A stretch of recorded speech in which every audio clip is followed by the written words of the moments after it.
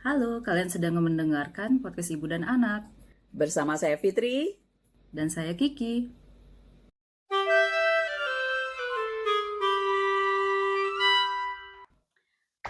Halo, Halo. ketemu lagi dengan kita nih. Oke.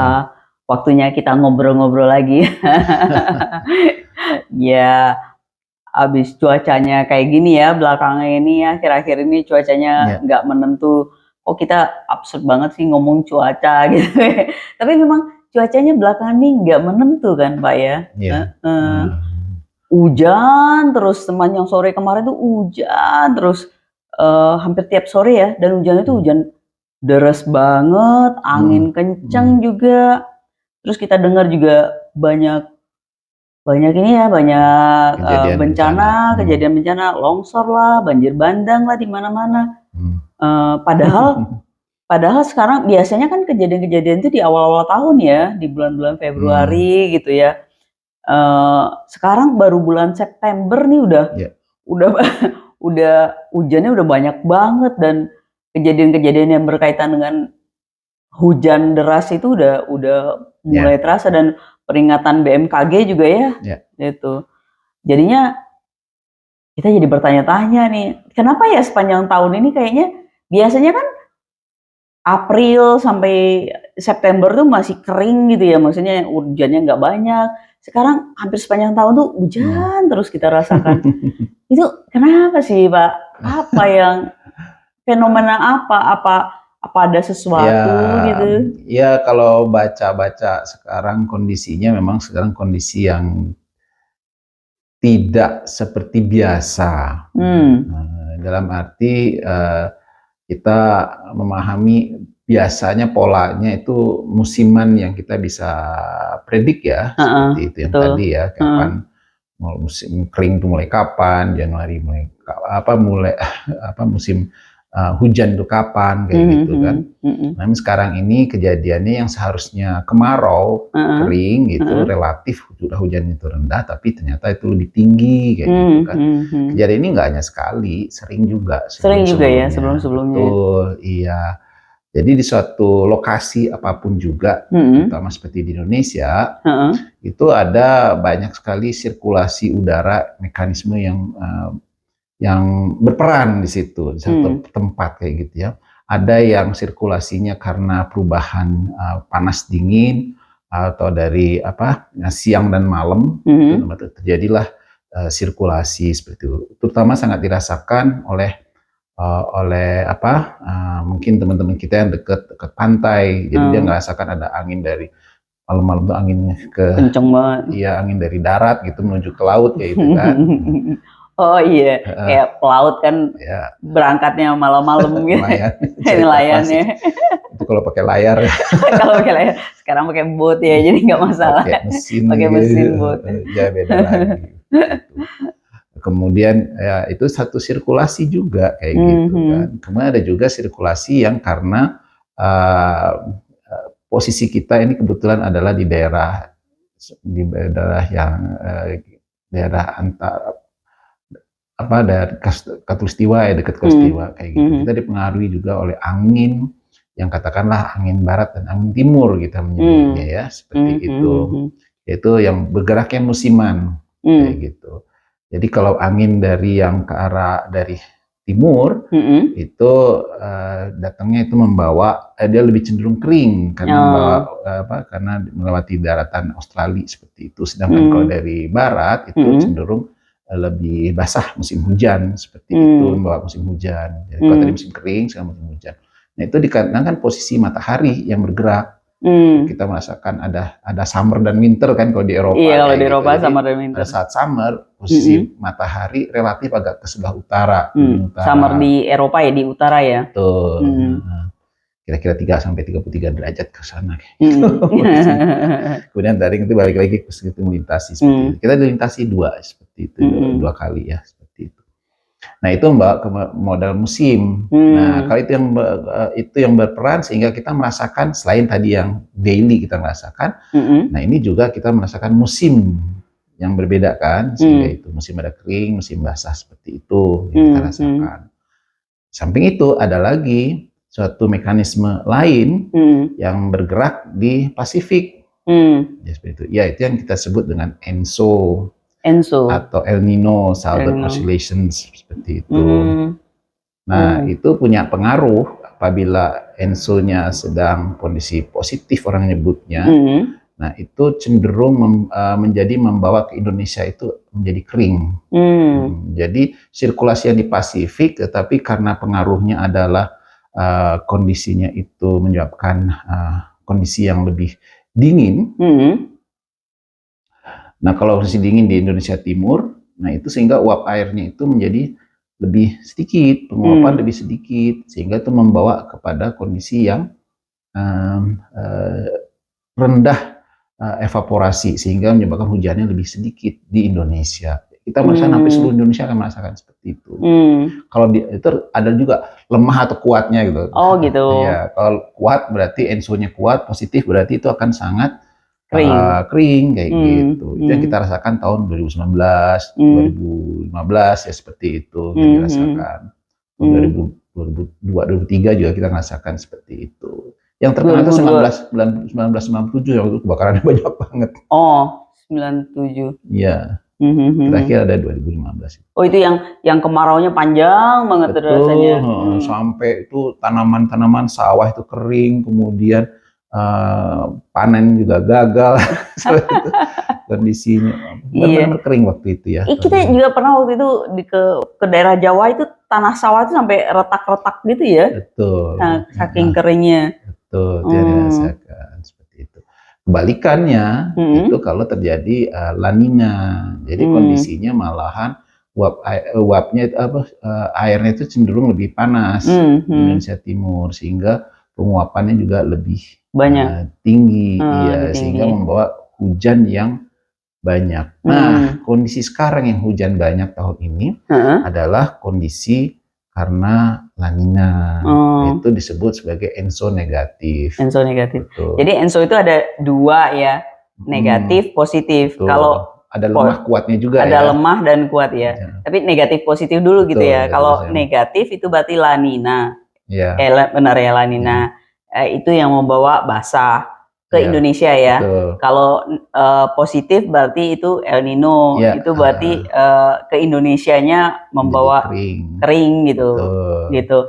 Nah, itu di Indonesia atau Asia Tenggara aja atau kebanyakan itu sebenarnya itu fenomena suatu global ya pengaruhnya, karena itu pengaruhnya Pasifik itu sampai ke daerah Amerika juga. Australia terimpact juga karena dekatan juga ya seperti itu kita seperti itu. Tapi juga kemudian terutama di Amerika yang sebelah barat nanti itu terpengaruh seperti itu. Oh, Amerika sebelah barat ya, berarti daerah-daerah West Coast itu LA, Los Angeles itu ya, California gitu ya. Ya agak itu kalau mereka tuh agak ke utara, ini agak ke tropisnya. Oh, agak ke tropisnya, agak ke selatannya gitu yang Chili, Meksiko. Ya seperti itulah. Betul. Oh, oke. Jadi mereka juga sama. Itu di Pasifik. Ada juga yang berperan di Indonesia itu pengaruh yang di Indian Ocean. Saya baru mau bertanya tadi itu. Kan ini kita diapit dua lautan yang besar gitu ya, satu Pasifik, satu Samudra Hindia gitu kan. Nah, itu gimana? Kalau ENSO itu di Pasifik aja ya, di Pasifik aja, mekanisme Pasifik gitu ya. Bergerak di Pasifik, tapi kan pengaruhnya karena itu global ya, sirkulasinya juga pengaruhnya. Iya, maksudnya ENSO itu berasal dari Pasifik gitu. Kalau di Hindia, Indian Ocean, Samudra Hindia itu ada juga gitu. Itu agak belakangan ditemukan sebenarnya mekanisme tersebut. Yang mungkin semakin banyak dirasakan fenomenanya itu, orang juga lebih pengen tahu seperti apa. Sehingga muncullah itu namanya, kita nyebutnya Indian Ocean Dipole. Indian Ocean Dipole. Kalau El Nino, La Nina kita sering dengar tuh, tapi kalau itu nggak tahu tuh. Ya, itu suatu yang orang masih pelajari seperti itu. Termasuk juga nggak diketahui apa penyebabnya, tetapi fenomena itu terekam Dulu ada orang mengatakan, oh ini mungkin masih terkait dengan ENSO kayak gitu. Itu bagian dari El Nino juga mekanismenya seperti itu. Tetapi kemudian diketahui ternyata kalau itu semacam gelombang itu ternyata tuh nggak match gitu antara ENSO dengan apa yang dirasakan di Indian Ocean kayak gitu. Kadang-kadang dia semacam superimpose, kadang juga dia lepas gitu, nggak memiliki nggak ada kelihatan overlapnya kayak gitu, jadi berdiri seperti lepas, sehingga sebagian orang meyakini mungkin ada pengaruhnya, tapi juga itu suatu mekanisme yang terpisah kayak gitu, ya terpisah. Nah, kenapa mungkin semakin dirasakan sekarang? Ya kita tidak tahu apakah itu juga kok baru sekarang ketahuan kayak gitu kan. Kok baru sekarang gitu. Baru-baru belakangan akhir tahun 1900-an lah ya, seperti itu. Tapi baru banyak dipelajari itu tahun 2002-an, 2003-an seperti itu. Sudah mulai ada, tapi itu mulai mempelajari betul orang-orang mekanisme tersebut. Apakah juga dikarenakan oleh global warming yang mengakibatkan itu mekanisme itu menjadi lebih lebih kentara lah kayak gitu, lebih accentuated, maksudnya lebih jelas, lebih amplified seperti itu. Nah, tidak tahu benar sebenarnya seperti itu, tapi duga-dugaan ke arah situ memang ada seperti itu.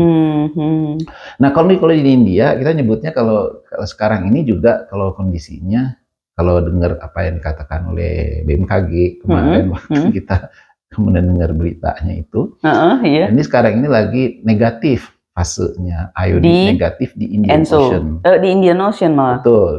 Di ENSO iya juga. Menyebabkan dia basah. Kondisi negatif iodin itu menyebabkan juga basah. Di Indonesia menjadi basah juga. Jadi double bergerak seperti itu. Kondisinya akan berbeda kalau seandainya terjadi yang tadi, yang tidak bersamaan kayak gitu kan, itu bersamaan, negatif. Kalau seandainya iodinnya itu positif, sehingga itu membawa kering, tapi ENSO-nya itu negatif seperti itu. Nah, ini memang ada pertanyaan juga, sebenarnya mana yang lebih kuat sih, ENSO daripada iodin kepada Indonesia seperti itu. Untuk sementara banyak pengaruhnya, orang menyebutnya ke Indonesia bagian tengah dan timur itu lebih banyak dipengaruhi oleh ENSO. Sedangkan tergantung kuatnya ya, mana yang kuat sama itu. Kondisinya ENSO kuat atau ENSO lemah kayak gitu. Tapi kemudian kalau di Indian Ocean itu juga pengaruhnya paling banyak ke Indonesia bagian barat. Terutama daerah Sumatera, pantai Sumatera karena Barat. dekat sana. Seperti itu kondisinya. Nah, kalau seandainya terjadi bersamaan sama-sama negatif, seluruh Indonesia, seluruh wilayah Indonesia utamanya kayak gitu ya akan merasakan kondisi yang basah, lebih basah seperti itu. Jadi sekarang itu diduga lagi bersamaan nih, bersamaan. Makanya kita sepanjang tahun itu ini sepanjang tahun kita basah melulu, banyak hujan gitu. Ya, nah kalau kita melihat semacam tadi kan kita melihat semacam sirkulasi ya, dalam arti ada model polanya kayak gitu. Kalau yang tadi kita nyebut daily, ada harian. Kalau ada juga musiman, berarti 6 bulanan lah kira-kira ya bergerakannya, bergeser, berubah kayak gitu. Nah kalau ini bisa panjang kayak gitu. Bisa sampai 2 tahun. Wah, pengaruhnya. Lama banget dong.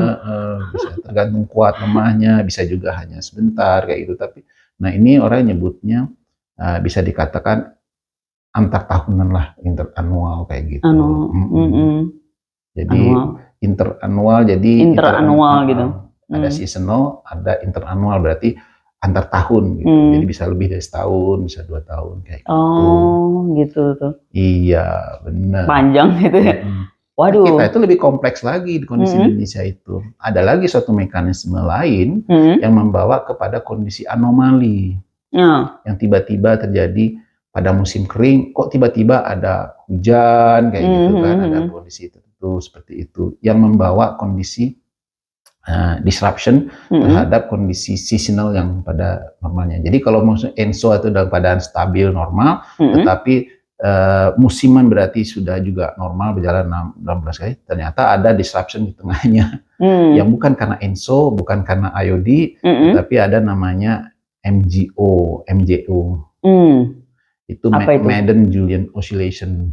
Oh, MJO ya. MJO. Itu Itu juga artinya masih mekanismenya juga masih baru juga.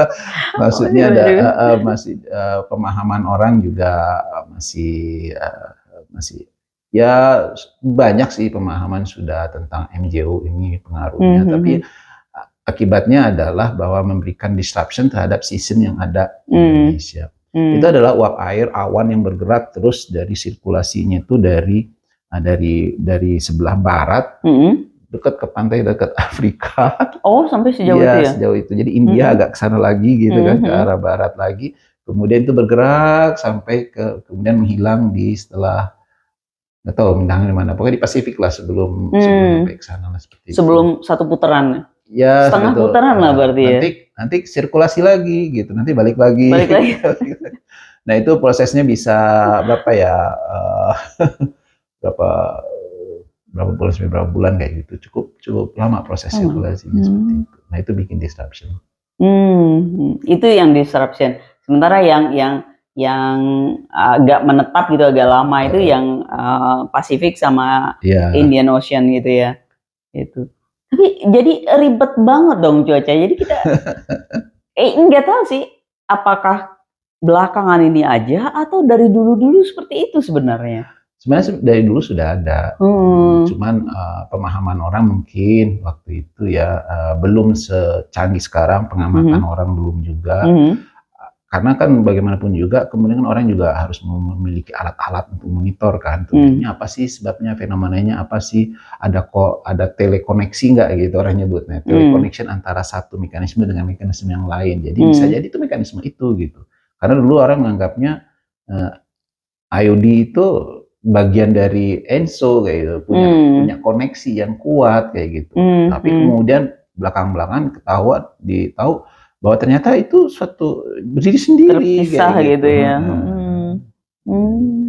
Nah yang merasakan dampak yang kelihatan itu kan di Indonesia tadi itu kan, mana yang lebih kuat, kata Indonesia Timur nanti merasakan kadang basah tapi Indonesia Baratnya kering atau seperti apa kayak gitu. Nah itu kenapa bisa begitu kayak gitu. Biasanya kan suka gitu tuh kalau di Indonesia Barat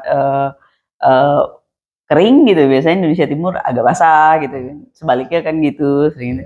Kalau sekarang kan agak rata nih kita dengar ya dari BMKG itu kan agak rata gitu. Nah gitu. Nah sekarang kalau kita ngomong itu kan kondisinya ya Pak ya. Kalau kita ngomong ini Pak, ngomong akibat. Sebenarnya kalau hujan sepanjang tahun kan mungkin petani diuntungkan nggak sih, atau memang nggak diuntungkan, atau ya selain bencana ya, ada nggak sih keuntungan kalau misalnya kita basah sepanjang tahun nih gitu? Yang jelas air sumur jadinya nggak habis ya. Iya sih kalau. Jadi cukup ada ketersediaan, itu keuntungannya. Gitu ya. Kerugiannya ya seperti tadi, kadang-kadang seringkali banjir, berlebihan, kemudian kita juga merasakan mungkin ada longsor juga yang kita kemarin kan. Nah kalau untuk pertanian mungkin orang menganggapnya diuntungkan, oke gitu ya. Tapi kalau kelebihan juga kadang-kadang tanaman itu kan perlu ada kondisi dia panas atau apa untuk mulai berbunganya atau kalau enggak, terutama mungkin kalau padi mungkin nggak paham ya betul ya pertanian, mungkin ada suatu varietas tertentu misalnya kopi, tanaman apa, kalau seandainya mungkin duren sehingga kalau banyak hujan, bunganya baru muncul langsung kena hujan, akhirnya rontok kayak gitu, jadi nggak jadi seperti itu kan kerugian juga ya. Iya juga sih. Tumbuh subur tapi nggak ada bunganya, nggak menghasilkan, bisa jadi kayak gitu ya. Susah juga sih ya. Jadi kita sulit ya kalau kayak gitu, maksudnya ya kita pengennya sih cukup ya sedang-sedang aja gitu. Bener. Nah kita tuh udah terbiasa dengan kondisi yang seasonal gitu, musim yang teratur gitu ya, sehingga orang-orang itu punya semacam wisdom kalau dulu. Ini kapan saya akan musim tanam, kapan itu tuh udah paham kayak gitu ya. Jadi kalau udah hujan, waktunya nanam gitu. Betul, sudah mulai ada tanda-tanda akan hujan, mulai nyiapin lahan, kemudian datang, kemudian langsung bisa nanam seperti itu kan. Nah itu kan wisdom ya yang sudah berkembang. Ternyata pola tersebut sekarang sudah nggak bisa, sudah keteraturan itu sudah berkurang kayak gitu, sudah unpredictable kayak gitu, agak sulit ditebak kayak gitu. Seperti perekonomian aja sekarang unpredictable, cuaca juga unpredictable juga. Ada kucing. Iya. Oke, ya. Jadi nggak hanya ekonomi aja sekarang nih, kondisi sekarang nggak unpredictable Pak. Itu cuaca juga unpredictable ya. Tapi sebenarnya kan kita cukup lama ya waktu kita kecil, masa kecil kita gitu ya, udah tahu ya local wisdomnya petani itu ya, kapan waktu tanam, kapan waktu itu mereka udah tahu. Itu lama bertahun-tahun terjadi. Berarti belakangan ini aja dong yang bener-bener unpredictable itu bener-bener unpredictable Pak? Atau gimana? Bisa jadi, ya bisa jadi gitu. Jadi yang mungkin orang mencoba menghubungkan apakah ini bagian dari mekanisme ini termasuk dari mekanisme dari climate change. Ya, seperti itu. Kalau climate change-nya mungkin orang merasakan iya. Iya, climate change iya ya. Dulu bisa diprediksi, sekarang nggak bisa diprediksi. Berarti itu terjadi perubahan. Itu berarti itu climate change. Udah climate change. Tapi kenapa terjadi begitu mekanismenya ya mungkin model dan sebagainya yang bisa menjelaskan untuk lebih memahami kondisi tersebut. Apakah dulu yang model seasonal itulah yang lebih dominan, sehingga itu yang lebih dirasakan, sehingga kalau ada kondisi ENSO dan sebagainya, itu nggak begitu ketangkep, kondisinya lemah seperti itu, dan sebagainya. Sehingga kita lebih melihat, pasti ada, kering itu, hanya saja mungkin dari tingkat keseringan atau kekuatannya mungkin tidak sama kayak gitu. Nah, apakah global warming ini memberikan pengaruh yang memberikan dia menjadi lebih menguat dan sehingga itu lebih dominan daripada seasonal seperti itu, sehingga memberikan pengaruh jadi acak kacau gitu sekarang, sehingga musim itu tidak lagi bisa diprediksi, katakanlah seperti itu. Oke. Ya gitu. Akibatnya kita sekarang benar-benar menjadi sangat bergantung untuk bisa tahu, untuk beraktivitas seperti itu dengan ramalan cuaca dari BMKG. Iya, seperti itu. Termasuk juga untuk memprediksi akan ada potensi bahaya apa enggak kayak gitu, ada bencana apa enggak kayak gitu. Nah, itu kan penting kalau untuk pertanian, kira-kira produksinya berapa kayak gitu. Itu hitungan pemerintah ya. Seperti itu. Tapi ramalan cuaca atau prediksi cuaca itu kan juga kadang-kadang nggak bisa jangka waktu panjang juga, walaupun teknologi kan udah sangat-sangat canggih nih sekarang, kita bisa kondisi cuaca ya saat itu mungkin dalam waktu dekat itu kita bisa monitor sangat-sangat ketat gitu ya. Tapi kan kalau pertanian itu kan nggak jangka pendek Pak, jangkanya agak panjang gitu, bulanan gitu. Iya, musim tanam lah. Iya, kalau misalnya mulai musim tanam itu berarti kapan dia mulai nanam, gitu, sampai dia panen. Kira-kira gimana cuacanya begitu kan? Iya. Tapi itu udah bisa ya maksudnya walaupun nggak precise ya, tapi masih bisa lah ya gitu ya. Iya. Jadi kan semua itu kan secara teori konsepnya itu kan fisik semua, ilmu fisika lah ya. Ilmu fisika ya.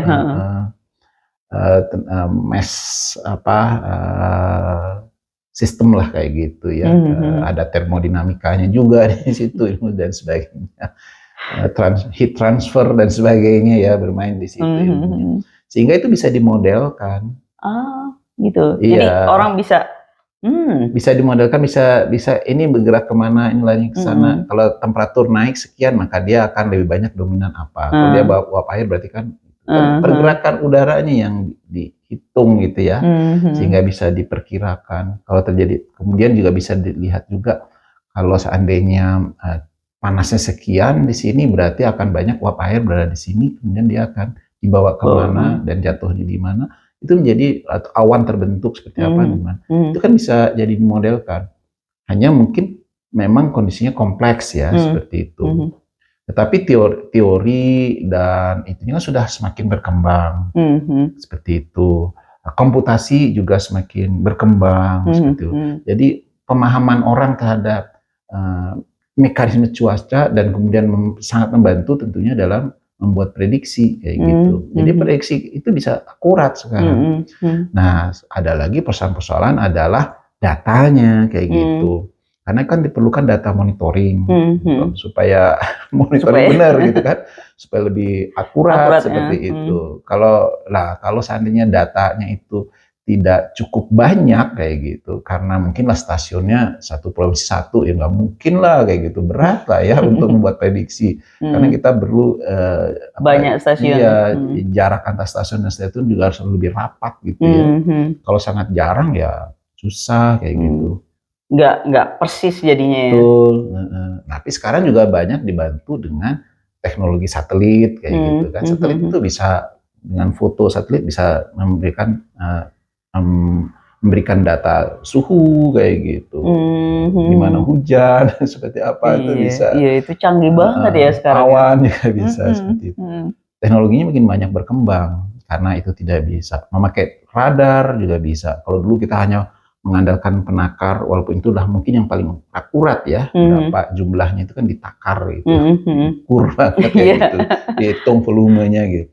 Tapi dengan pendekatan-pendekatan yang lain seperti radar yang bergerak, radar ini juga bisa mengetahui di mana sih uap air, awan dan sebagainya, pergerakannya kemana, sehingga itu membantu untuk hujan juga berapa jumlahnya itu bisa membantu untuk apa ya, memahami iklim dengan lebih baik dan juga untuk membantu prediksi kayak gitu.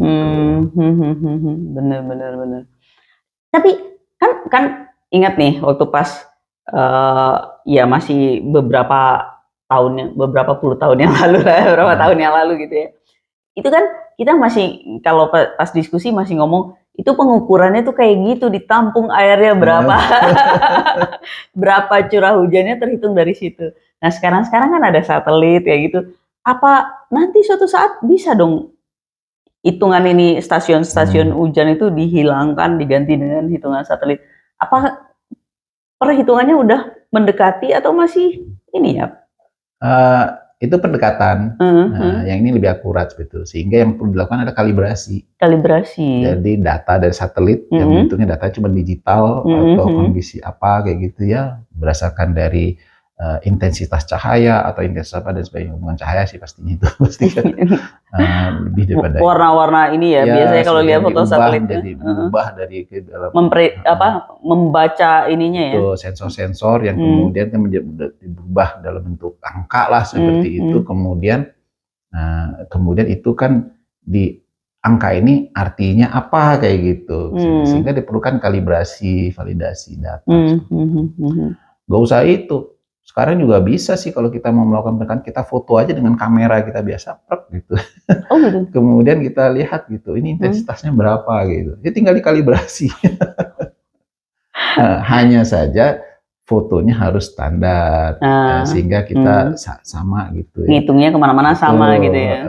Satu alat harus diinikan dulu, dikalibrasi dulu gitu, karena kamera ini dengan kamera yang lain itu bisa beda kan, beda sensornya, beda apanya dan sebagainya, sehingga hasilnya juga bisa berbeda. Nggak sama ya. Wah, berat juga nih pembicaraan kita. Tapi kalau ini ya nggak apa-apa kan kita ya sama yang nonton juga pasti, yang menonton dan yang mendengarkan ini pasti pengetahuan baru juga nih buat kami yang orang awam. Tapi balik lagi ini itu kan secara keilmuannya. Tapi kalau untuk masyarakat nih sekarang, sekarang kan BMKG udah ngasih warning jauh-jauh hari. Ini intensitas hujan tinggi banget, ini angin kencang dan segala macam. Ada nggak sih masyarakat bisa lakukan? Kita kan di Indonesia kan belum, kalau bukan orang yang nelayan atau apa tuh kan belum terbiasa dengarkan cuaca, mendengarkan berita-berita BMKG gitu ya. Biasanya bawa angin lalu aja gitu. Cuman mau hujan kita bawa payung, kalau nggak hujan nggak bawa payung gitu. Sebenarnya dari yang BMKG apa ya namanya, pemberitahuan pengumuman dari BMKG itu, sebenarnya masyarakat bisa ngambil itu nggak secara untuk kehidupan Ya, sehari-hari, bukan untuk nelayan gitulah ya, tapi untuk ya. yang sehari-hari gitu, untuk bagaimana menyikapi longsor, banjir dan sebagainya itu ada nggak? Mungkin nggak, Pak? Oke, ya sebenarnya sih orang ada informasi seperti itu. BMKG sudah melakukan tugasnya menyebarkan informasi. Tiap hari ada tuh di websitenya BMKG. Iya, kita Bapak ini suka lihat, saya suka terpaksa ikutan lihat, nggak memang ngelihat juga, ikut-ikutan aja. Yang itu sifatnya untuk umum gitu kan. Nanti ada lagi, ya tergantung kepentingannya ya. Kalau ada orang yang memang profesinya atau pekerjaannya terkait dengan iklim cuaca, ya pasti dia akan lebih banyak mendengar. Dan juga ada yang memang khusus dibuat kayak gitu. Kalau kita kan yang dengarkan BMKG yang secara umum aja kan. Tapi kan ada juga yang khusus untuk navigasi pesawat, untuk kapal sudah mau berangkat, gimana cuacanya, daerah mana yang gelombangnya lebih kan tinggi dengan itu dan sebagainya kan bisa diketahui kan seperti itu. Sehingga dia akan mencari mana yang lebih aman seperti itu. Itu kan profesinya. Kemudian ya satu lagi. Nah kalau yang pengelola bencana, dia juga akan dengerin itu kayak gitu. Kira-kira dapat informasi juga yang mungkin akan khusus terkait dengan potensi-potensi di mana yang kemudian data tadi itu diterjemahkan ke dalam potensi bencana. Di mana kira-kira akan siap-siap seperti itu. Ya, bencana ya daerah yang pasti mungkin sudah sering kali terjadi, nah itu mungkin potensi sudah tahu potensinya akan terjadi kayak gitu kan. Seperti banjir misalnya seperti itu. Sehingga diperlukan disiapkan kayak gitu. Atau mungkin yang kalau di Jakarta kita sering dengar kan, selalu monitor kan. Hujan udah semakin segini, kemudian tinggi air udah segini, ini itu kan yang monitor. Siap-siap untuk mengungsi gitu ya, nyiapin barang-barang diangkatin ke atas gitu. Nah itu karena punya kepentingan kan. Kalau kita lihat tuh kita nggak begitu punya kepentingan, mungkin nggak begitu dengar gitu karena kita nggak terlalu dengar bencana. Tapi orang yang berada di situ, apalagi aparat yang terkait dengan urusan itu dengar seperti itu. Nah kemudian kelompok nelayan itu juga perlu informasi tersebut. Ada informasi yang diberikan oleh BMKG khusus untuk kelompok nelayan seperti itu. Betul. Mereka juga belajar seperti itu, belajar juga untuk cara memahami seperti apa. Karena itu penting buat keselamatan mereka kalau mau pergi berlayar seperti itu. Dan juga untuk petani, dia pengen tahu kapan nih saya bisa nanam. Jadi tidak hanya mengandalkan sense-nya saja, kalau dulu lebih banyak berdasarkan wisdom. Sekarang dibantu juga dengan ramalan. Gitu. Akan beda modelnya ramalannya buat nelayan dengan buat petani karena modelnya tanam kan. Jadi hanya bisa buat berapa musim tanamnya kapan. Tapi kalau buat nelayan ancaman bahaya gelombangnya di mana, anginnya seperti apa gitu ya. Di mana yang wilayah gelombangnya tinggi yang harus dihindari seperti itu. Kalau ini ya, apa namanya? Kalau di luar negeri itu ya, biasanya sih berita, kalau kita BMKG itu nasional ya, nasional, cuman dia ngomongin di daerah ini, daerah ini, daerah ini gitu. Tapi kalau kita lihat di luar itu ya, yang memang negara-negara yang biasa dengan bencana, terutama topan kayak gitu kan, mereka berita tuh kan lokal ya, berita itu dan kecuali kalau bencana gede gitu, kayak angin topan di Amerika, hurricane apa kayak gitu. Itu baru nasional gitu ya. Tapi kalau enggak itu, tapi tetap ada berita ini sehingga masyarakat sana tuh mereka siap-siap gitu kalau dengar ini. Di kita belum ada di sana atau memang nggak dibutuhkan seperti ke sana, Pak? Sesuai tergantung ya kalau kayak gitu. Ya itu kebutuhan. Yang kalau gimana ya? Kalau seandainya mungkin topan kita itu nggak segede seperti di Amerika gitu ya. Hampir semua badai dan itu awalnya itu di daerah tropis, tapi membesarnya itu di daerah ke arah menuju subtropis. Originalnya itu dari daerah tropis itu. Ngebangun anginnya itu di situ. Tapi pengaruh besarnya itu ke arah menuju ke subtropis gitu, sehingga pas menuju ke sananya itu nanti menghilangnya di sana kayak gitu di subtropis. Jadi mereka udah terbiasa dengan itu sehingga berita pengaruhnya gede seperti Hmm. itu. Terutama kayak di Amerika seperti itu. Amerika itu kan kita sering kali melihat ya bagaimana mereka melakukan evakuasi. Ada film Twister kan dulu Iya, itu Twister. kan. Itu kan diambil dari suatu Kejadian. kejadian yang ini cuma itu difilmkan seperti itu kan. Heeh. Seperti itu. Dan kalau seandainya sudah ada warning begitu, bisa 2 Hmm. hari sebelum, 3 hari sebelumnya, itu sudah selalu dipantau. Karena pengen tahu ini geraknya kemana, bisa jadi balik arah atau berbelok kemana kayak gitu kan. Itu perlu dipantau untuk melihat kondisi seperti itu. Nah itu pengaruhnya adalah kalau sudah melewati di sana mungkin hanya untuk beberapa waktu, itu lapang bandara mungkin ditutup misalnya kayak gitu. Dulu pengalaman dulu masuk ke Amerika, di grounded semua, nggak bisa ini kan, semua pesawat nggak bisa menuju ke sana. Kemudian lupa daerah mana ya, seperti itu, ke arah nggak salah ke arah Houston, dekat Houston ke sana lah seperti itu, Miami daerah situ.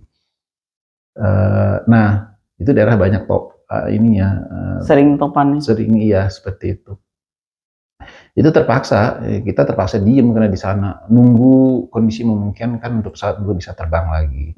Selama itu kan nggak bisa mendarat seperti itu.